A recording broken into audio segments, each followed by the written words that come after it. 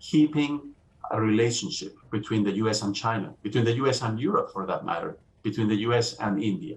Why is that so important? That's so important because if we don't do that, then things will evolve towards the United States creating its own sphere of influence and China creating its own sphere of influence.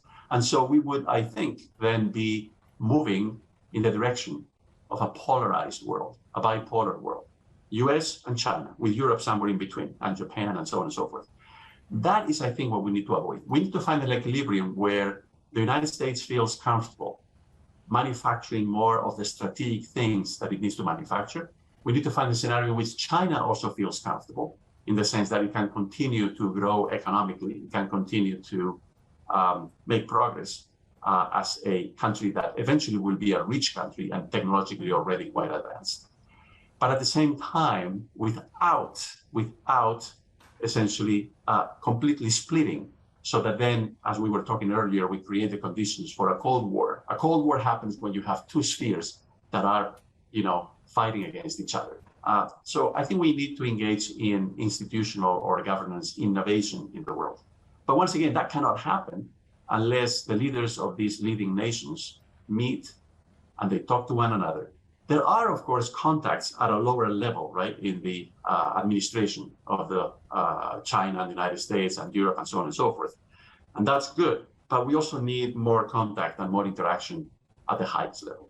You have to be able to convey a sense of there's a future and the future can be better than the one that we have today. But at the same time, you have to balance that with an accurate assessment of the reality right now. Maybe there are certain unpopular policies that need to be put in place. Maybe there are certain, privileges that need to be taken away. Maybe strong action needs to be taken. We see this today, for example, especially in Europe with the energy crisis.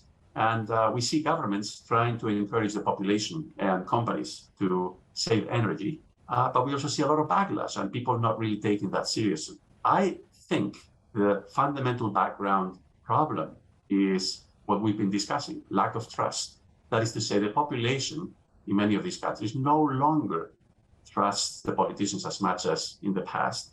And therefore, when the politicians tell them we have to save on energy, people don't believe them, or they don't believe them, or they believe that they are exaggerating how much energy needs to be saved in order to make it through the winter.